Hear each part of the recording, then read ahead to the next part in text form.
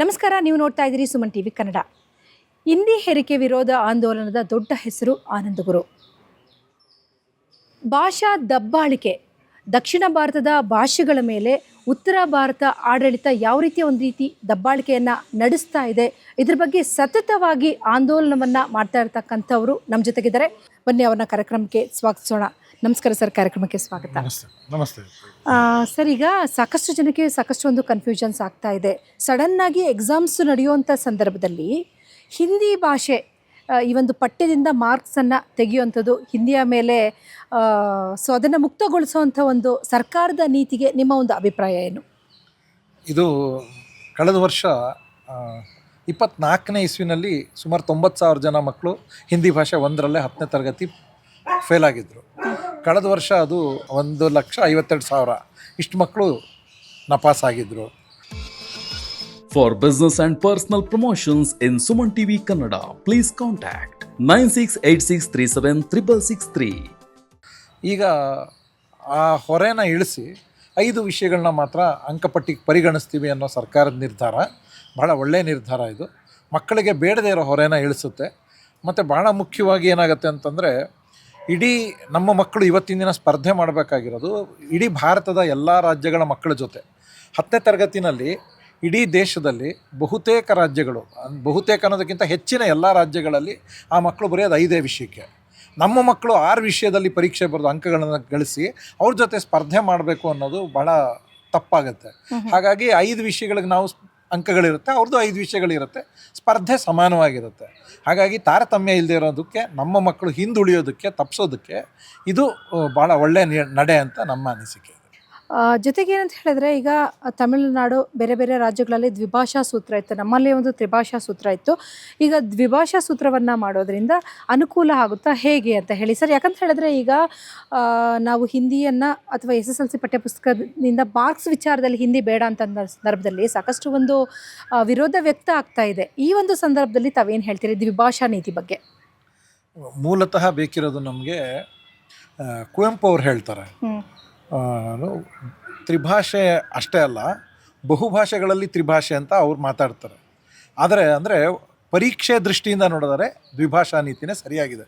ಅಂದರೆ ಅವರ ತಾಯ್ನುಡಿ ಕನ್ನಡ ಅಥವಾ ಇಂಗ್ಲೀಷು ಕನ್ನಡ ಮೊದಲ 2 ಭಾಷೆಗಳಲ್ಲಿ ಒಂದು ಭಾಷೆ ಕಡ್ಡಾಯವಾಗಿರಬೇಕು, 3ನೇ ಭಾಷೆ ಅವ್ರ ಆಯ್ಕೆ.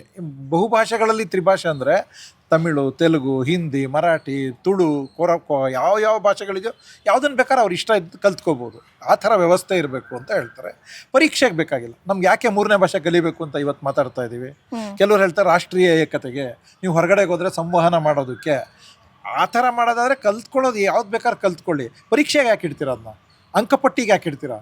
ಕಬೀರನ ದೋಹ ಯಾಕೆ ಓದಿಸ್ತೀರಾ? ಬೇಕಾಗಿಲ್ಲ. ಕಮ್ಯುನಿಕೇಷನ್ ಹಿಂದಿ ಬೇಕಾದರೆ ಕಲಿಸಿ, ಅದನ್ನು ಕಲ್ತ್ಕೊಳ್ಳಿ. ಹಿಂದಿ ಒಂದೇ ಅಲ್ಲ, ಈ ಮಕ್ಕಳು ಹಿಂದಿಯ ನಾಡಿಗೆ ಹೋಗ್ತಾರೆ ಅಂತ ಏನು ಗ್ಯಾರಂಟಿ ಇಲ್ವಲ್ಲ. ನಾಳೆ ತಮಿಳ್ನಾಡು. ತಮ್ಮ ಪ್ರಕಾರ ಕಲಿಕೆಗೆ ಏನಿಲ್ಲ, ಸೊ ನೀವು ಒತ್ತಡವನ್ನು ಏರಬೇಡಿ, ಹೇರಿಕೆ ಮಾಡಬೇಡಿ ಅನ್ನೋದು ನಿಮ್ಮ ಒಂದು ಹೋರಾಟ. ಅದು ಹೋರಾಟ ಏನಂದರೆ ಸಮಾನತೆ.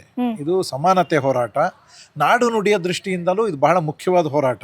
ಯಾಕೆ ಅಂತ ಹೇಳಿದ್ರೆ, ಇಡೀ ಭಾರತದ ವ್ಯವಸ್ಥೆನಲ್ಲಿ ಯಾವಾಗಲೂ ಒಂದ್ಸರಿ ಹಿಂದಿ ರಾಷ್ಟ್ರಭಾಷೆ ಮಾಡಬೇಕು ಅಂತ ಹೊರಟವರು ಅದು ಮಾಡೋಕ್ಕಾಗದೇ ಇದ್ದಾಗ ಶಿಕ್ಷಣವನ್ನು ಒಂದು ಅಸ್ತ್ರವಾಗಿ ಬಳಸ್ಕೊಂಡ್ರು ಅವರು. ಶಿಕ್ಷಣದಲ್ಲೇ ಹಿಂದಿ ಕಲಿಸ್ಬಿಡೋಣ ಮಕ್ಕಳಿಗೆ, 1ನೇ ಕ್ಲಾಸಿಂದ ಕಲಿಸ್ಬಿಡೋಣ ರಾಷ್ಟ್ರೀಯ ಏಕತೆ ಅಂತ ಅನ್ನೋ ನೆಪದಲ್ಲಿ ಅಂತ ಶುರು ಮಾಡಿದ್ರು. ಉದ್ದೇಶ ಏನು? ಆಗ ತ್ರಿಭಾಷಾ ಸೂತ್ರ ತೊಗೊಂಬಂದು 68ನೇ ಇಸ್ವಿನಲ್ಲಿ ತಂದಾಗ ಹಿಂದಿ ನಾಡುಗಳ ಶಾಲೆಗಳಲ್ಲಿ ಹಿಂದಿ, ಇಂಗ್ಲೀಷು ಮತ್ತು ದಕ್ಷಿಣದ ಯಾವುದಾರ ಒಂದು ಭಾಷೆ, ವಿಶೇಷವಾಗಿ ದಕ್ಷಿಣದ ಭಾಷೆ ಅಂತ ಮಾಡಿದ್ರು. ಹಿಂದಿಯೇತರ ನಾಡುಗಳಲ್ಲಿ ಇದು ಕನ್ನಡ ನಾಡಲ್ಲಿ ಕನ್ನಡ, ಇಂಗ್ಲೀಷ್ ಮತ್ತು ಹಿಂದಿ. ನಮಗೆ 3ನೇ ಭಾಷೆ ಆಯ್ಕೆ ಇಲ್ಲ, ನೀವು ಹಿಂದಿನೇ ಓದಬೇಕು, ಅವರು ಯಾವ್ದು ಬೇಕಾದ್ರೆ ಆರಿಸ್ಕೋಬೋದು ಅಂತ ಮಾಡಿದ್ರು. ಇದೇ ಮೊದಲನೇ ತಾರತಮ್ಯ. 2ನೇದು, ಇವತ್ತಿನ ದಿನಕ್ಕೆ ನೋಡಿದ್ರೆ ಇಡೀ ಭಾರತದಲ್ಲಿ ಕರ್ನಾಟಕ, ಕೇರಳ, ಆಮೇಲೆ ತೆಲಂಗಾಣ, ಆಂಧ್ರ ಪ್ರದೇಶ, ಒರಿಸ್ಸಾ ಇಷ್ಟು ಕಡೆ ಮಾತ್ರ ಈ 3 ಭಾಷೆ ಕಲಿಸೋದು 600 ಮಾರ್ಕ್ಸ್ದು ವ್ಯವಸ್ಥೆ ಇದೆ. ಇನ್ನು ಬಿಹಾರಲ್ಲಿಲ್ಲ, ಉತ್ತರ ಪ್ರದೇಶದಲ್ಲಿಲ್ಲ, ಹಿಮಾಚಲದಲ್ಲಿಲ್ಲ, ಪಶ್ಚಿಮ ಬಂಗಾಳದಲ್ಲಿಲ್ಲ, ಮಹಾರಾಷ್ಟ್ರದಲ್ಲಿ ಎಲ್ಲೂ ಇಲ್ಲ. ನೀವು ನಮಗೆ ಯಾಕೆ ಕಾಟ ಕೊಡ್ತಿದ್ದೀರಾ ಅಂತ. ನೀವು ಬೇರೆ ರಾಜ್ಯಕ್ಕೆ ವಲಸೆ ಹೋಗೋಕ್ಕೆ ನಿಮಗೆ ಬೇಕು ಅಂತಂದರೆ, ಕರ್ನಾಟಕಕ್ಕೆ ವಲಸೆ ಬರ್ತಿರೋದು ಉತ್ತರದಿಂದ ಜನ, ಅವರು ಕನ್ನಡ ಕಡ್ಡಾಯ ಮಾಡಿ 3ನೇ ಭಾಷೆ ನಮಗೆ ಯಾಕೆ ಕಡ್ಡಾಯ ಮಾಡ್ತೀರಾ? ಭಾರತದ ವ್ಯವಸ್ಥೆ ಏನು ಹೇಳ್ತಾ ಇದೆ ಅಂದರೆ, ನೀವು ಅಲ್ಲಿಗೆ ಹೋದ್ರು ಹಿಂದಿ ಮಾತಾಡಿ, ಅವ್ರು ನಿಮ್ಮೂರಿಗೆ ಬಂದ್ರು ಹಿಂದಿ ಮಾತಾಡಿ ಅಂತ. ಇದು ಅಪ್ಪಟ ಗುಲಾಮಗಿರಿ ಅಥವಾ ಅಪ್ಪಟ ವಸಾಹತುಶಾಹಿ ಮನಸ್ಥಿತಿ.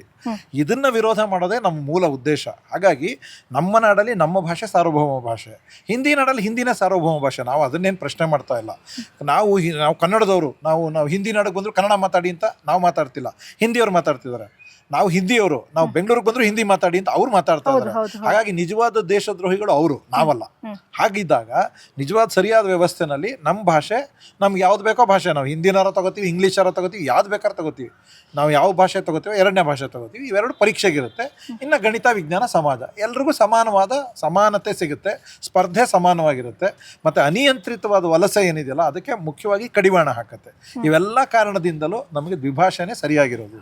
ಸರ್, ಜೊತೆಗೆ ಇವತ್ತಿನ ದಿನದಲ್ಲಿ ಯಾರನ್ನಾದರೂ ನೀವು ಕೇಳಿ ಸರ್, ನಮ್ಮ ರಾಷ್ಟ್ರೀಯ ಭಾಷೆ ಯಾವುದು ಅಂತ ಕೇಳಿದ್ರೆ ಹಿಂದಿ ಅಂತ ಹೇಳ್ತಾರೆ. ನಿಜವಾಗ್ಲೂ ಸಹ ತಾವು ಹೇಳ್ತಾ ಹೋದ್ರಿ, ಸಾಕಷ್ಟು ಒಂದು ರಾಜ್ಯಗಳಲ್ಲಿ ಹಿಂದಿ ಇಲ್ಲ, ಅವರವರ ಭಾಷೆಗಳು ಅವರವರ ಒಂದು ಸ್ವಭಾಷೆಗಳಿರುತ್ತೆ. ಯಾಕಂತ ಹೇಳಿದ್ರೆ ನಮ್ಮ ದೇಶ ಅಂತ ಹೇಳಿದ್ರೆ ಪ್ರಜಾಪ್ರಭುತ್ವ ದೇಶ, ಸಾಕಷ್ಟು ಭಾಷೆಗಳು ನಮ್ಮ ದೇಶದಲ್ಲಿದೆ. ಹಾಗಾಗಿ ಒಂದೇ ಭಾಷೆ ರಾಷ್ಟ್ರೀಯ ಭಾಷೆ ಹೇಗಾಗುತ್ತೆ ಅನ್ನೋದು ಕೂಡ ಒಂದು ಪ್ರಶ್ನೆ ಇದೆ. ಆದರೂ ಸಹ ಹಿಂದಿ ರಾಷ್ಟ್ರೀಯ ಭಾಷೆ ಅಂತ ಹೇಳಿ ನಮ್ಮ ಮೇಲೆ ಹೇರಿಕೆಯನ್ನು ಹೇರ್ತಿದ್ದಾರೆ. ಇದ್ರ ಬಗ್ಗೆ ತಾವೇನು ಹೇಳ್ತೀರಿ ಸರ್? ಇಲ್ಲ, ಇದು ರಾಷ್ಟ್ರ ಭಾಷೆ ಹಿಂದಿ ಅಂತ ಬಹಳ ವ್ಯವಸ್ಥಿತವಾಗಿ ಪ್ರಚಾರ ಮಾಡ್ತಾ ಇದ್ರು. ಈಗ ನಮ್ಮ ಮಕ್ಕಳನ್ನ ಕೇಳಿ ಸರ್, ರಾಷ್ಟ್ರ ಭಾಷೆ ಯಾವ್ದು ಅಂತ ಹೇಳಿದ್ರೆ ಹಿಂದಿ ಅಂತಾರೆ. ಹೌದು, ಆದ್ರೆ ಅಧಿಕೃತವಾಗಿ ಭಾರತಕ್ಕೆ ಯಾವುದೇ ರಾಷ್ಟ್ರ ಭಾಷೆ ಇಲ್ಲ.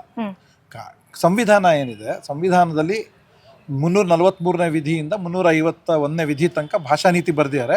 ಅದರಲ್ಲಿ Hindi and English are the official languages of India. Official ಅಂದರೆ ಆಡಳಿತ ಭಾಷೆ, ಅಧಿಕೃತ ಭಾಷೆ ಅಲ್ಲ, ಆಯಿತಾ. ಆಡಳಿತ ಭಾಷೆಗಳು ಹಿಂದಿ ಮತ್ತು ಇಂಗ್ಲೀಷು ಭಾರತ ಕೇಂದ್ರ ಸರ್ಕಾರ ಒಕ್ಕೂಟದ ಆಡಳಿತ ಭಾಷೆಗಳು ಅಂತ ಹೇಳ್ತಾರೆ ಅವರು.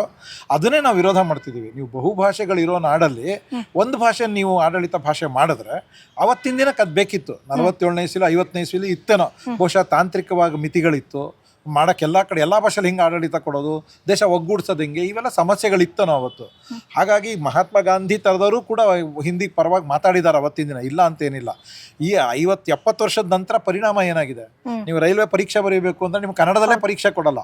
ನೀವು ಡಿ ದರ್ಜೆ ನೌಕರಿಗೆ ನಿಮ್ಗೆ ಅಲ್ಲಿ ಪ್ರಮೋಷನ್ ಬೇಕು ಎಕ್ಸಾಮ್ ಅಂತಂದರೆ ಹಿಂದಿ ಇಂಗ್ಲೀಷಲ್ಲಿ ಬರೆದ್ರೆ ಪ್ರಮೋಷನ್ ಕೊಡ್ತೀವಿ ಅಂದರೆ ಇದು ನಾವು ಗುಲಾಮ್ಗಿರಿಲಿದ್ದೀವಾ? ನಾವು ತೆರಿಗೆ ಕಟ್ಟಲ್ವಾ? ಈ ದೇಶದ ಪ್ರಜೆಗಳಲ್ವಾ? ನಮ್ಗೆ ಯಾಕೆ ಈ ಸವಲತ್ತಿಲ್ಲ? ನಿಮಗೆ ನಮ್ಮ ಮೆಟ್ರೋ ಬೆಂಗಳೂರಲ್ಲಿ ಹಿಂದಿ ಹಾಕಬೇಕು, ನಮ್ಮ ಮೆಟ್ರೋ ಡೆಲ್ಲಿನಲ್ಲಿ ಕನ್ನಡ ಹಾಕಲ್ಲ ಅಂದರೆ ಏನಕ್ಕೆ? ನಾನು ಇದನ್ನು ಕೇಳ್ತಾ ಇದ್ದೀನಿ. ಹಾಗಾಗಿ ನಿಮ್ಮೂರಲ್ಲಿ ನಿಮ್ಮ ಭಾಷೆ ಸಾರ್ವಭೌಮ ಭಾಷೆ, ನಮ್ಮೂರಲ್ಲಿ ನಮ್ಮ ಭಾಷೆ ಸಾರ್ವಭೌಮ ಭಾಷೆ. ನೀವು ನಮ್ಮೂರಿಗೆ ಬಂದಾಗ ನಮ್ಮ ಭಾಷೆ ಕಲಿಯೋದಕ್ಕೆ ಬೇಕಾಗಿರೋ ವ್ಯವಸ್ಥೆಗಳನ್ನ ನಾವು ಮಾಡಬೇಕೇ ಹೊರತು ನಿಮ್ಮ ಭಾಷೆಲೆಲ್ಲ ಬೋರ್ಡ್ ಹಾಕ್ಬಿಟ್ಟು ನಮ್ಮ ಮಕ್ಕಳಿಗೆಲ್ಲ 1ನೇ ಕ್ಲಾಸಿಂದ ನಿಮ್ಮ ಭಾಷೆ ಹೇಳ್ಕೊಟ್ಬಿಟ್ಟು ನಿಮ್ಮ ವಸಾಹತು ಮಾಡೋಕ್ಕೆ ನಾವು ಸಿದ್ಧ ಇಲ್ಲ. ಇದು ಮೂಲ ಪ್ರಶ್ನೆ ಇರೋದು. ಆ ಕಾರಣಕ್ಕೇ ಹಿಂದಿ ವಿರೋಧ ಅಂತ ಬಂದ್ಕೊಂಡಿರೋದು. ಹಿಂದಿ ಹೇರಿಕೆ ವಿರೋಧ. ಇದು ಸಮಾನವಾದ ಭಾಷಾ ನೀತಿ ಅಂತಂದರೆ ಆಯಾ ನಾಡಲ್ಲಿ ಅದೇ ಸಾರ್ವಭೌಮ ಭಾಷೆ. ನಮ್ಮೂರ ಭಾಷೆನಲ್ಲಿ ನೀವು ನಿಮ್ಮೂರಿನ ಏರ್ಪೋರ್ಟ್ಗೆ ಹೋಗಿ, ನಿಮ್ಮೂರಿನ ಪೋಸ್ಟ್ ಆಫೀಸ್ಗೆ ಹೋಗಿ, ನಿಮ್ಮೂರಲ್ಲಿ ಪಾಸ್ಪೋರ್ಟ್ ಕಚೇರಿಗೆ ಹೋಗಿ ನಿಮ್ಮ ಭಾಷೆಯಲ್ಲಿ ಸೇವೆ ಸಿಗಬೇಕು ಅನ್ನೋದೇನು ಅದು ಏನಾರು ವಿಶೇಷವಾದ? ಅದು ಸಹಜ, ನೈಸರ್ಗಿಕ, ಅದೇ ಇರಬೇಕಾಗಿತ್ತು. ಜಪಾನಲ್ಲಿ ಹೋಗ್ಬಿಟ್ಟು ಜಪಾನ್ ಭಾಷೆ ಮಾತಾಡು ಅಂತ ಹೇಳಿದ್ರೆ ಎಷ್ಟು ಅವಮಾನಕರ, ಅಷ್ಟೇ ಅವಮಾನಕರ ಕರ್ನಾಟಕದಲ್ಲಿ ಹೋಗಿ ನೀವು ಕನ್ನಡದಲ್ಲಿ ನನಗೆ ಅರ್ಜಿ ಕೊಡಿ ಅಂತ ಕೇಳೋದು. ಬ್ಯಾಂಕಲ್ಲಿಲ್ಲ, ಪಾಸ್ಪೋರ್ಟಲ್ಲಿಲ್ಲ, ಎಲ್ಲೂ ಕನ್ನಡದಲ್ಲಿ ಕೊಡಲ್ಲ. ಹಿಂದಿ ಕೇಳಿದ್ರೆ ಭಾರತದ ಇದು ಅಫಿಷಿಯಲ್ ಲ್ಯಾಂಗ್ವೇಜ್ ಅಂದರೆ ನಿಜವಾಗ್ಲೂ ಪ್ರಶ್ನೆ ಅವಾಗ ಭಾರತದಲ್ಲೇ ಇರಬೇಕನ್ನೋ ಪ್ರಶ್ನೆ ಬಂದ್ಬಿಡುತ್ತೆ ಜನಕ್ಕೆ. ಇದು ಅಪಾಯ. ದೇಶ ಒಡೆಯೋದಕ್ಕೆ ಇವರು ಇವತ್ತು ಮಾಡ್ಕೊಂಡಿರೋ ಹಿಂದಿ ಮುಂದೆ ಅನ್ನೋದಿದೆಯಲ್ಲ, ಇದು ಕಾರಣ ಆಗುತ್ತೆ. ಕರ್ನಾಟಕದಲ್ಲಿ ಕನ್ನಡ ಮುಂದಿದ್ರೆ ನಮ್ಗೆ ಯಾಕೆ ದೇಶ? ನಮ್ಮದೇ ದೇಶ, ಇದು ನಮ್ಮದೇ ಎಲ್ಲನೂ.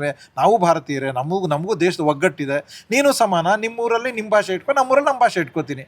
ಅದು ಸರಿಯಾಗಿರೋ ನೀತಿ ಅಂತ ನಾವು ಹೇಳ್ತಾ ಇದ್ದೀವಿ. ಹಾಗಿದ್ರೆ ಹಿಂದಿ ಹೇರಿಕೆ ವಿರೋಧಿ ಆಂದೋಲನದ ಮೊದಲನ ಒಂದು ಹಂತದಲ್ಲಿ ಇದು ಜಯ ಅಂತ ತಮ್ಗೆ ಅನಿಸ್ತಾ ಇದೆಯಾ? ಖಂಡಿತವಾಗ್ಲೂ ಇದು ಒಂದು ಹೆಜ್ಜೆ ಜಯ ಅಂತ ಅಂದ್ಕೊಂಡ್ರೆ ನಾನು ಕಷ್ಟ ಇದು ಹೇಳೋದು. ಜಯ ಅಂತ ಹೇಳಲಾರೆ. ಜಯ ಯಾವತ್ತು ಅಂತಂದರೆ 343ನೇ ವಿಧಿ 351ನೇ ವಿಧಿ ಸಂವಿಧಾನದಲ್ಲಿ ಬರೆದಿರಲ್ಲ, ಅದು ತಿದ್ದುಪಡಿ ಆಗಬೇಕು. ಭಾರತದ ಭಾಷಾ ನೀತಿನೇ ತಿದ್ದುಪಡಿ ಆಗಬೇಕು. ಅದು ಮೂಲ ಗುರಿ. ಅದು ಬರೀ ಕನ್ನಡದವರಿಂದ ಮಾತ್ರ ಸಾಧ್ಯ ಆಗೋದಿಲ್ಲ. ಅದಕ್ಕೆ ನಮಗೆ ತಮಿಳರು ಬೇಕು, ತೆಲುಗರು ಬೇಕು, ಪಂಜಾಬರು ಬೇಕು. ನೀವು ಗಮನಿಸಿಲ್ಲ, ನೀವು ಬಹುಶಃ ಸಾಮಾನ್ಯರು ಗಮನಿಸಲ್ಲ. ಇವತ್ತು ನಾವು ಹೇಗೆ ಹಿಂದಿ ನಮ್ಮ ಮೇಲೆ ಒತ್ತಡ, ಪ್ರೆಷರ್ ಹಾಕ್ತಾ ಇದೆ, ನಮ್ಮನ್ನು ಕೆಲಸ ಕಿತ್ಕೋತಾ ಇದೆ, ವಲಸೆ ಆಗ್ತಿದೆ ಅಂತ ನಾವು ಹೇಗೆ ಸಂಕಟ ಪಡ್ತಿದ್ದೀವೋ, ಈ ಪರಿಸ್ಥಿತಿ ಕರ್ನಾಟಕದ ಮಾತ್ರ ಅಲ್ಲ. ಇದೇ ಪರಿಸ್ಥಿತಿ ಮಹಾರಾಷ್ಟ್ರದಲ್ಲಿದೆ, ಇದೇ ಪರಿಸ್ಥಿತಿ ಬಂಗಾಳದಲ್ಲಿದೆ, ಇದೇ ಪರಿಸ್ಥಿತಿ ಅಸ್ಸಾಮಲ್ಲಿದೆ, ಇದೇ ಪರಿಸ್ಥಿತಿ ದೇಶದ ಎಲ್ಲ ರಾಜ್ಯದಲ್ಲೂ ಇದೆ ಅಂದಾಗ ನಾವು ಸಹಜವಾಗಿ ಇದು ಎಲ್ಲರ ಸಮಸ್ಯೆ. ಹಾಗಿದ್ದಾಗ ಎಲ್ಲರೂ ಒಗ್ಗೂಡಿದ್ರೆ ಇದು ಸಾಂವಿಧಾನಿಕವಾಗಿ ತಿದ್ದುಪಡಿ ಆಗುತ್ತೆ, ಸಂವಿಧಾನಾತ್ಮಕ ಬದಲಾವಣೆ ಮಾಡಬಹುದು. ಹಾಗಾಗಿ ಅದೇ ಪರಿಹಾರ. ಇವೆಲ್ಲ ಗೆಲುವುಗಳೇನಿದೆ ಆ ಕಡೆಗೆ ಹೆಜ್ಜೆ. ಖಂಡಿತವಾಗಲೂ ಕರ್ನಾಟಕದ ಶಿಕ್ಷಣದಲ್ಲಿ ದ್ವಿಭಾಷಾ ನೀತಿ ಇನ್ನೂ ಬಂದಿಲ್ಲ, ಮುಂದಿನ ವರ್ಷದಿಂದ ಬರುತ್ತೆ. ಆ ಬರೋದಕ್ಕೆ ಇವತ್ತಿಂದು ಒಂದು ಪುಟ್ಟ ಹೆಜ್ಜೆ ಈ ಪರೀಕ್ಷೆಯಿಂದ ಬಿಟ್ಟಿರೋದು. ಮುಂದೆ ದ್ವಿಭಾಷಾ ನೀತಿ ಬಂದಾಗ ಕನ್ನಡವೇ ಮೊದಲನೇ ಅಥವಾ ಎರಡನೇ ಭಾಷೆ ಕಡ್ಡಾಯ ಆಗುತ್ತೆ. ಅವತ್ತಿನ ದಿನ ದ್ವಿಭಾಷಾ ನೀತಿ ರಾಜ್ಯಕ್ಕೆ ಪ್ರವೇಶ ಮಾಡ್ತು, ನಾವು ಗೆದ್ವಿ ಒಂದು ಹಂತಕ್ಕೆ. ಇದು ಇಡೀ ದೇಶಕ್ಕೆ ಅನ್ವಯ ಆಗಬೇಕು. ಹಿಂದಿ ನಾಡಲ್ಲಿ ಹಿಂದಿ ಪ್ಲಸ್ ಇಂಗ್ಲೀಷ್ ಇಟ್ಕೊಳ್ಳಿ, ತೊಂದರೆ ಇಲ್ಲ. ಅಥವಾ ಹಿಂದಿ ಇನ್ನೊಂದು ಭಾಷೆ ಇಟ್ಕೊಳ್ಳಿ. ತಮಿಳಿನಲ್ಲಿ ಇವಾಗ ಆಗಲೇ ಇದೆ, ಹಾಗೆ ಕನ್ನಡದಲ್ಲಿ ನಾವು ಇಟ್ಕೋತೀವಿ. ಅದು ಸಮಾನತೆ ಹೆಜ್ಜೆ ಆಗುತ್ತೆ. ಹಾಗಾಗಿ ಇದೇ ಸರಿಯಾದ ಪರಿಹಾರ. ದೇಶದ ಒಗ್ಗಟ್ಟು ಇದರಿಂದ ಹೆಚ್ಚುತ್ತೆ ಅಂತ ನಮ್ಮ ನಂಬಿಕೆ. ಹಿಂದಿ ಹೇರಿಕೆ ತಡೆಗಟ್ಟುವಲ್ಲಿ ರಾಜ್ಯ ಸರ್ಕಾರಗಳ ಪಾತ್ರ ಏನು ಅಂತ ತಾವು ಹೇಳ್ತೀವಿ? ರಾಜ್ಯ ಸರ್ಕಾರಗಳಿಗೆ ಹಿಂದಿ ಹೇರಿಕೆನಲ್ಲಿ ಏನಾಗುತ್ತೆ ಅಂತಂದರೆ, ಕೇಂದ್ರ ಸರ್ಕಾರ ಗುಂಪು ಮಾಡ್ಕೊಂಡಿದೆ. ಎ ಗುಂಪು, ಬಿ ಗುಂಪು, ಸಿ ಗುಂಪು ರಾಜ್ಯಗಳು ಅಂತ. ಅಂದರೆ ಎ ಗುಂಪಲ್ಲಿ ಬರೀ ಹಿಂದಿ ನಾಡುಗಳು, ಬಿ ಗುಂಪಲ್ಲಿ ಹಿಂದಿ ಹತ್ತಿರದ ಭಾಷೆಗಳು, ಮಹಾರಾಷ್ಟ್ರದ್ದು ಅದೆಲ್ಲ ಹಿಂದಿಗೆ ಸಂಬಂಧಿತ ಭಾಷೆ ಅಂತ. ಮೂರನೇ ಗುಂಪಲ್ಲಿ ಹಿಂದಿಗೆ ಸಂಬಂಧವೇ ಇಲ್ಲದೆ ಇರೋ ಭಾಷೆಗಳು ಅಂತ. ಅದು ಮೂರನೇದು ಕರ್ನಾಟಕ, ಪಶ್ಚಿಮ ಬಂಗಾಳ, ಕೇರಳ, ತಮಿಳುನಾಡು ಇವೆಲ್ಲ ಬರುತ್ತೆ. ಇದಕ್ಕೆ ಸ್ಪಷ್ಟವಾಗಿ ಸಂವಿಧಾನದಲ್ಲಿ ಬರೆದಿದ್ದಾರೆ. ಕೇಂದ್ರ ಸರ್ಕಾರ ನಮ್ಮ ಜೊತೆ ವ್ಯವಹಾರ ಮಾಡ್ಬೇಕಾದ್ರೆ ಇದಕ್ಕೆ ಕನ್ನಡದಲ್ಲಿ ಅಥವಾ ಇಂಗ್ಲೀಷಲ್ಲೇ ಮಾಡಬೇಕು ಅಂತ ಬರೆದಿದ್ದಾರೆ. ಅವರು ಯಾವುದೇ ಕಾರಣಕ್ಕೂ ಹಿಂದಿನ ನಮ್ಮ ನಾಡಿಗೆ ಪತ್ರ ಬರೆಯೋ ಹಾಗಿಲ್ಲ. ಇವತ್ತೇನಾಗ್ತಾ ಇದೆ, ಬರೀತಾರೆ. ರಾಜ್ಯ ಸರ್ಕಾರ ಪ್ರಶ್ನೆ ಮಾಡ್ಬೋದು ಇದನ್ನು. ರಾಜ್ಯ ಸರ್ಕಾರ, ಕೆಲವು ರಾಜ್ಯ ಸರ್ಕಾರಗಳು ಹಿಂದಿಲಿ ಬಂದಿರೋ ಪತ್ರನ ವಾಪಸ್ ಕಳಿಸಿದ್ದಾರೆ. ಇಂಗ್ಲೀಷಲ್ಲಿ ಮಾಡಿ, ಆ್ಯಸ್ ಪರ್ ಸಿ ಗ್ರೂಪ್ ಸ್ಟೇಟಲ್ಲಿ ಇದೀವಿ ನಾವು, ಇಂಗ್ಲೀಷಲ್ಲಿ ಮಾಡಿ ಅಂತ. ಅಂದರೆ ರಾಜ್ಯ ಸರ್ಕಾರಕ್ಕೆ ಹಿಂದಿ ಹೇರಿಕೆ ಅನ್ನೋದು ಮನವರಿಕೆ ಆದರೆ ನಮ್ಮ ನುಡಿ ಭದ್ರತೆ ಮಾಡ್ಕೊಳ್ಳೋಕೆ ಏನೇನು ಕಾಯ್ದೆ ಕಾನೂನುಗಳು ನಮ್ಮ ಇವತ್ತಿನ ಹಕ್ಕು ಅಧಿಕಾರದಲ್ಲಿದೆಯೋ ಅದನ್ನು ಜಾರಿಗೆ ತರ್ಬೋದು. ಉದಾಹರಣೆಗೆ ಈ 2 ದ್ವಿಭಾಷಾ ನೀತಿ ಕಲಿಕೆ. ಶಿಕ್ಷಣ ಇವತ್ತಿಗೂ ರಾಜ್ಯ ಪಟ್ಟಿನಲ್ಲಿ ಇಲ್ಲ, ಆದರೆ ಕಂಕರೆಂಟ್ ಲಿಸ್ಟಲ್ಲಿದೆ. ಕಂಕರೆಂಟ್ ಲಿಸ್ಟಲ್ಲಿ ಇದ್ದಾಗ ಕೇಂದ್ರ ನಿಯಮ ಕಾಯ್ದೆ ಮಾಡದೆ ತನಕ ಅವ್ರು ಏನು ಕೊಡ್ತಾರೋ NEP ಇದೆ, ಅದು ಕಾಯ್ದೆ ಅಲ್ಲ, ಸುಮ್ಮನೆ ಸಲಹೆ ಥರ ಅದು. ಇವಾಗ NEP ನಾವು ಬೇಡ ಅನ್ಬೋದು, ನಾವು SEP ಮಾಡ್ಬೋದು. SEPನಲ್ಲಿ ಈ ಥರ ಇಟ್ಕೋಬೋದು. ಈ ಹಕ್ಕುಗಳನ್ನೆಲ್ಲ ಪೂರ್ತಿಯಾಗಿ ಬಳಸ್ಕೋಬೇಕು. ನಾಡಿನ ಜನರಿಗೆ ಏನೂ ಇಲ್ಲ, ಕರ್ನಾಟಕದಲ್ಲಿರೋ ಕನ್ನಡಿಗರಿಗೆ ಕನ್ನಡದಲ್ಲೇ ಎಲ್ಲ ಸಿಗಬೇಕು. ಅದಕ್ಕೆ ರಾಜ್ಯ ಸರ್ಕಾರ ಕಂಕಣ ತೊಟ್ಟು ಕೆಲಸ ಮಾಡಬೇಕು. ಅಲ್ಲ, ಜೊತೆಗೆ ಮುಖ್ಯವಾಗಿ ಇನ್ನೊಂದು ವಿಚಾರ ಏನಂತ ಹೇಳಿದ್ರೆ ಸರ್, ನಾವು ಕನ್ನಡಿಗರು ಬಹುಭಾಷಾ ಪ್ರೀತಿಯನ್ನು ಮಾಡ್ತೇವೆ. ಎಲ್ಲರಿಗೂ ಸಹ ನಾವು ಸಮಾಧಾನ ಮಾಡಲಿಕ್ಕೆ ಹೊಡ್ತೇವೆ. ಎಷ್ಟೋ ಸಾರಿ ಏನಂತ ಹೇಳಿದ್ರೆ, ಈಗ ಹಿಂದಿ ಭಾಷಿಗರು ಏನಂತ ಹೇಳಿದ್ರೆ, ಹಿಂದಿ ಮಾತಾಡೋಂಥ ಸಂದರ್ಭದಲ್ಲಿ ನಾವು ಕನ್ನಡವನ್ನು ಮಾತಾಡೋ ಪ್ರಯತ್ನವನ್ನು ಮಾಡೋದಿಲ್ಲ. ಅವ್ರಿಗೆ ನಾವು ಹಿಂದಿಯಲ್ಲಿ ಬಂದಿಲ್ಲ ಅಂದರೂ ಕೂಡ ನಾವು ಅದನ್ನು ಏನೋ ಒಂದು ಯೋಚನೆ ಮಾಡಿ ಮಾತನಾಡೋ ಪ್ರಯತ್ನವನ್ನು ಮಾಡ್ತೀವಿ. ಹಾಗಾಗಿ ಅವ್ರಿಗೂ ಸಹ ನಾವು ಸಾಕಷ್ಟು ಒಂದು ಹೆಲ್ಪ್ ಮಾಡ್ದಂಗೆ ಆಗುತ್ತಲ್ಲ. ಸೊ ಇದು ಸಹ ಬದಲಾವಣೆ ಆಗಬೇಕು. ನಾವು ಸಹ ನಮ್ಮ ಭಾಷೆಗೆ ಮೊದಲು ಗೌರವವನ್ನು ಕೊಡಬೇಕು. ಇದ್ರ ಬಗ್ಗೆ ತಾವೇನು ಹೇಳ್ತೀರಿ ಸರ್? ಯಾಕಂದರೆ ನಾನು ಈ ಮಾತನ್ನು ಹೇಳ್ತಿದ್ದೀನಿ ಅಂದರೆ, ಇವತ್ತು ನಡೀತಾ ಇರೋದು ಹಾಗೆ. ನೀವೊಂದು ರೈಲ್ವೆ ಸ್ಟೇಷನ್ಗೆ ಹೋಗಿ, ಅಥವಾ ಯಾವುದೋ ಒಂದು ನಮ್ಮ ಚಿಕ್ಕಪೇಟೆಯಲ್ಲಿ ಏನಾದರೂ ಒಂದು ವಸ್ತುಗಳನ್ನು ಖರೀದಿ ಮಾಡಲಿಕ್ಕೆ ಹೋಗಿ, ಅಥವಾ ಯಾವುದೋ ಒಂದು ಅಂಗಡಿಗೆ ಹೋಗಿ ಅಲ್ಲಿ ಹಿಂದಿ ಭಾಷೆ ಮಾತನಾಡ್ತಾ ಇದ್ದರೆ ನಾವು ಅದನ್ನು ಮಾತನಾಡಲಿಕ್ಕೆ ಪ್ರಯತ್ನ ಪಡ್ತೀವಿ ಹೊರತು ಅವರಿಗೆ ನಾವು ಕನ್ನಡವನ್ನು ಕಲಿಸುವಂಥ ಪ್ರಯತ್ನವನ್ನು ಮಾಡ್ತಿಲ್ಲ ಸರ್. ಇದಕ್ಕೆ ಜನಜಾಗೃತಿನೇ ಪರಿಹಾರ.